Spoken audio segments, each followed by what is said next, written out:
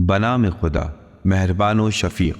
اہل کتاب میں سے جو کافر ہو گئے اور مشرکین اس وقت تک کفر سے جدا ہونے والے نہ تھے جب تک ان کے پاس روشن دلیل نہ آ جاتی، یعنی اللہ کی طرف سے ایک رسول جو پاکیزہ صحیفے کی تلاوت کرتا جس میں درست اور محکم احکام درج ہیں، اور جنہیں کتاب دی گئی وہ متفرق نہیں ہوئے تھے مگر اس وقت ان کے پاس واضح دلیل آ چکی تھی، اور انہیں حکم نہیں دیا گیا مگر یہی کہ وہ اللہ کی عبادت کریں، اپنے دین کو اس کے لیے خالص کر کے پوری یکسوئی کے ساتھ، اور وہ نماز قائم کریں اور زکوٰۃ دیں، اور یہی مستحکم اور مضبوط دین ہے۔